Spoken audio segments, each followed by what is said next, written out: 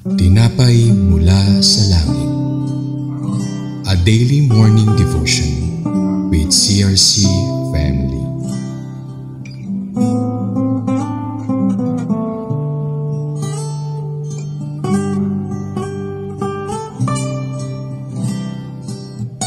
Magandang umaga po sa bawat isa. Ako po si John Rayvel Espereñas mula sa CRC Cabuyao Daughter Church. Samahan niyo po kami sa ating programang Tinapay Mula sa Langit, ang pang-araw-araw nating debosyon sa salita ng Diyos. At bago po tayo magsimula, samahan niyo po muna ako sa maikling panalangin. Aming Diyos, kami po ay nagpapasalamat sa mga salita na iyong ibinibigay sa amin upang lumalim pa ang pagkakakilanlan sa iyo. Samahan niyo po kami sa aming pag-aaral ngayong araw na ito upang maunawaan namin at may sa puso namin ang lahat ng aming mapapakinggan. Nawa po ang lahat po ng mapapakinig sa salita mo ay patuloy mo pong pagpalain at palaguin. In Jesus' name I pray, Amen. Ang devotion po natin ngayong araw na ito ay pinamagatang The Fall of the Canaanite City of Hebron. Mababasa po natin ito sa Joshua 10 verse 36 to 37. Sinasabi po rito, mula sa Eglon, umahon si Josue at ang mga Israelita sa Hebron at nilusob ito. Sinakop nila ang lungsod at pinatay nila ang hari at ang lahat ng naninirahan dito, pati na ang mga tao sa karatig baryo. Wala na iwang buhay. Winasak nila ng lubusan ang buong lungsod gaya ng ginawa nila sa Eglon. Makikita po natin sa ating binasa na si Joshua po ang namuno upang lusubin ang buong Hebron at patayin lahat ng tao, pati na sa karatig baryo. Wala rin po silang iniwang buhay at winasak nila ang Hebron gaya ng kanilang ginawa sa Eglon.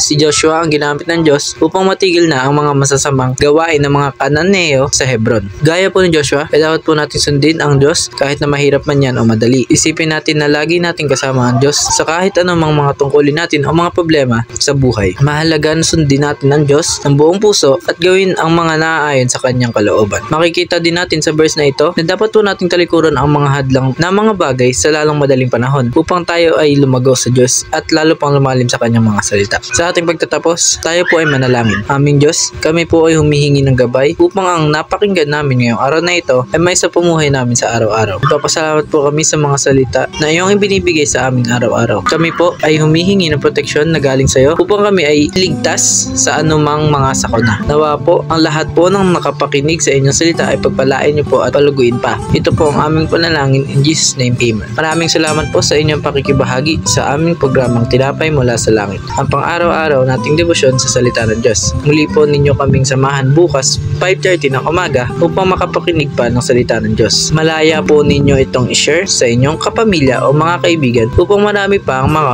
makapakinig at mapagpala ng salita ng Diyos. Muli, maraming salamat po at magandang umaga po sa ating lahat. God bless us all.